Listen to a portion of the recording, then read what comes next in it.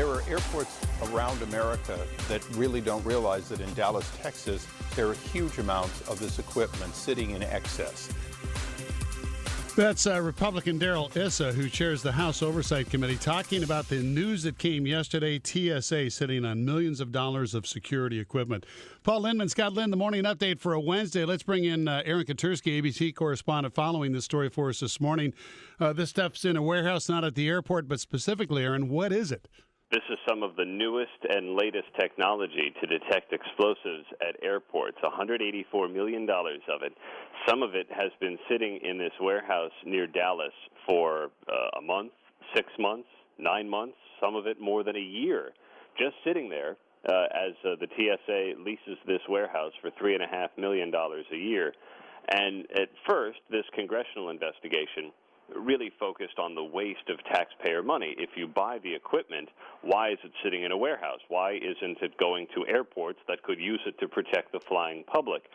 But in light of the recent uncovered terror plot that was intercepted in Yemen, finding out that some of this technology could actually detect, it's thought, the explosive in question only adds to the outrage of Congress. So what's the TSA saying about it? Well, they said they bought in bulk in order to save money, which, okay, makes sense. But then they said they had no plan to actually deploy any of this equipment. And so I think you're going to hear Congress today ask the TSA, well, why not? House investigators said that the TSA provided inaccurate and incomplete, misleading information. Is it possible the TSA may have violated the law? Well, it's possible. You know, the limited use of direct shipping from manufacturer to the deployment location.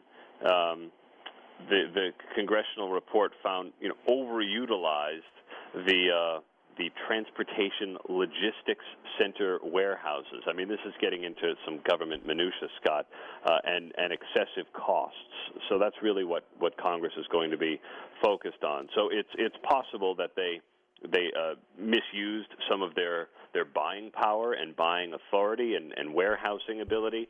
But I think that the most concerning thing for many House members later on today during this congressional hearing is going to be why, when we have technology that could detect non-metallic explosives like the one intercepted in Yemen, why aren't those being deployed at airports across the country? This information came from a report compiled by House Republican investigators, and we know that Republicans, especially John Mica of Florida, the congressman who heads the House Committee on Transportation, have been really critical of TSA. So should we read politics into this or not?